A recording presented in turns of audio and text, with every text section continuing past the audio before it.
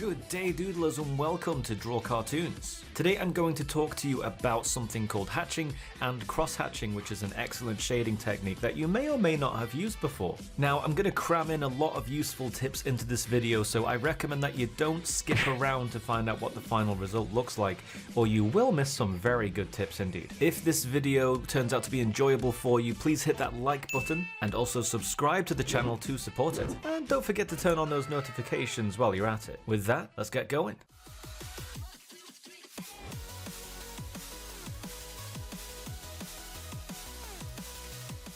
So, very quickly then, what is hatching and cross-hatching? All you really need to know is that it's a specific sort of drawing technique that is ideal for creating texture and also this kind of illusion of a light source. Hatching is simply drawing lots of lines that are parallel, they're all at the same angle as each other as a shading technique, and cross-hatching, as the name very much implies, is a crisscross of these, usually at an angle to each other that's more or less 90 degrees, but doesn't have to be. Cross-hatching is a very common technique in sketching, but again, not exclusively. What I'm getting at here is that the usefulness of hatching and cross-hatching is pretty much limitless, and it's very fun and very effective in implementing into your own artistic style. It can be very easily combined into all kinds of mediums, but particularly pencil work is where it's seen the most, and at least in my view, it's really at its most effective in defining the form and values of shapes that have a lot of contours and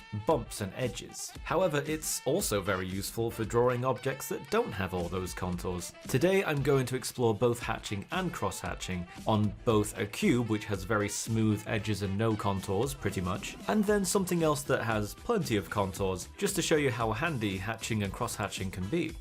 Now here I've got myself a nice little drawing of a cube. It's one of the most simple shapes that I could really think of in terms of demonstrating this technique.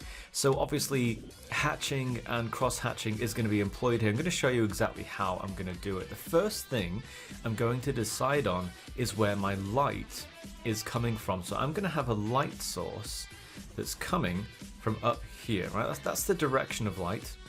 So this is a pretty natural source of light coming from above, you know, like the sun or a street light or anything like that. Usually light comes from above whatever it is that you're drawing. Not always, obviously, but in most instances that's where you'll find it. So all my shadows, in that sense, are going to be kind of pushed to this part of the cube. In simple terms, a lot of the shadows are going to be kind of down here, but there are like things like occlusive shadows and things like that, which I'll get to in another video. But just for simplicity's sake, what we're going to do then is we're going to put all our hatching and cross-hatching down in these parts here, where the light doesn't quite reach as much of the object. Lots of light is going to be hitting here, so this is going to stay white, but down here it's going to be darker and more in shadow. So all I'm going to do then is with a pencil, well, a digital pencil in my sense, but you can obviously use a real pencil on a real piece of paper, is I'm just going to have a bit of fun with etching in the cross-hatching here. So it's just, I'm going to keep moving my hand in this sort of pattern of following the same angle. It's the same kind of 45-degree angle I've decided to go for here. You don't have to do it like that. You could do it in a straight up like a 90-degree angle if you wanted to, but I find it's easier to have my hand in this sort of like direction here. And you might want to do lighter strokes as you approach the source of light. You might not want to, and instead you may rely on actually cross-hatching to form a deeper shadow, which I'll show you in just a second. But for now I'm just building up this kind of shadow as it kind of fades out towards our source of light here. This is going to be darker, so I'm actually going to press a little bit harder with my pencil on this side. I'm actually going to try and shade this whole thing in. So I'm doing longer strokes like this. You don't have to do it in longer strokes. You can do it in like a series of smaller strokes like that, but I think that gives it too much of it looks a bit scratched if you do it like that. So I prefer to try and do longer scratches like this on a bigger shape. But cross-hatching, at least in my opinion, works better on more contoured shapes like parts of the human body, so that gives you more freedom to do smaller strokes like this and kind of etch in the shadows piece by piece. But for now we're just working on a cube. So this side, what I'm going to do is I'm actually going to do some cross-hatching at the very bottom here to show you that it's actually at its most darkest when it's further away from the source of light. So I'm going to do a little bit here as well. Not as much, just a little bit there in that very corner. And quite quickly here, we've got quite a nice bit of cross-hatching going on. You might actually want to go a bit further with this and do more to get it darker. I'm doing a bit of a flimsy example here just for the sake of speed, but the idea is if you want a medium level of shadow, you want to basically just do hatching. That's what this is. It's just lines in the same direction. Maybe you want to make them closer together, which gives this illusion of it actually being darker. Again, a bit of a flimsy example. It's purely for the sake of showing you here. And then cross-hatching, which is the same thing, but you do it at an opposite angle. It's like almost like a perpendicular angle, which makes it even darker. It gives this illusion that it's even darker, when in reality all we're doing is we're just kind of drawing lines across lines. So this portion seems darker than this portion, and that's the magic of cross-hatching. It's just a really nice and easy and effective and honestly pretty fun way of shading things.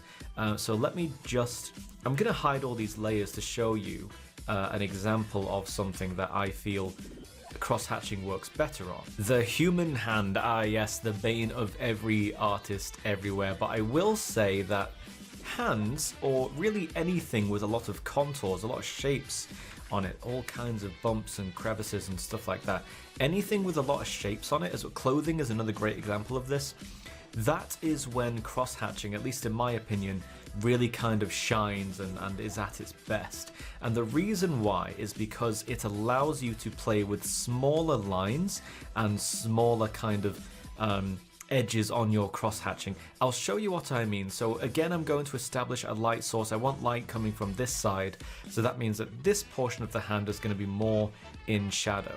To help me decide where my shadows are going to go, I'm actually going to very quickly outline roughly where I want the shadows to be, as if I'm cell shading this. So I know I want this portion down here in shadow. That's going to be in shadow because it's a crease in the hand. This portion of this finger will be in shadow. This portion here, let's keep in mind the creases along the fingers as well. So we'll have these in shadow. Okay. Maybe a little bit of this in shadow as well, again because there are contours on the hand, and a little bit of the thumb here. Okay, so you don't have to worry too much about those lines, but I personally recommend them because I find it makes cross-hatching a bit easier to concentrate on and work with. So now all I'm going to do is I'm just going to hatch in the shadows like this, and you can see this is a lot easier for me to control because I'm not working with a really broad edge like I was with the cube. I'm working with lots of smaller parts of the hand, which I feel lets me have much more control and also just makes the hatching just look better. So hatching and cross-hatching, once you get the hang of it, it is appropriate for pretty much any sketch that you do, but I think from a beginner's point of view, you may actually want to practice by cross-hatching and hatching on things that have a lot of shapes on them. So for example, draw some crinkled clothes, or like take a picture of a napkin once you've scrunched it up with your hand, and then draw that napkin and then cross-hatch all the shadowed bits. I find that's actually easier to work with, something with lots of shape on it, and it's more interesting to look at as well, usually. So now that I've put some hatching down, it's already quite effective, isn't it? I've already got lots of just lines in the same direction here. But what I want to do is I want to cross-hatch the parts that are going to be darker. So I'm actually just going to make a new layer very quickly in case I make a mess of it. Cross-hatching isn't something I do an awful lot, but it is something that's very, very fun and effective. So I'm just going to cross-hatch here. Surprisingly, it actually will not be at its darkest at the very edge of the hand, and that's because of something called occlusive light, which I'll get into on another video. It's a very cool technique, but it's a very realistic sense of light. It's funny really, but light will kind of be seen at the very edge of something, so the very edge of something that would normally be in shadow won't actually be the darkest part of it. And again, I can explain that in a future video if you guys want. I imagine it's probably quite a confusing topic and probably doesn't sound right, but I assure you it is very often the case. So again, yeah, all I'm doing is I'm just kind of cross-hatching the absolute darkest parts of the hand. And if now, what I want you to do is squint at this picture. And when you squint, you'll get the most extreme example of what we call the image's values. The values, putting it in the most layman terms possible, is the difference between light and dark. If you kind of squint at this now, this looks like the darkest part, which is exactly what I wanted, and the lightest part is, you know, here and here and here.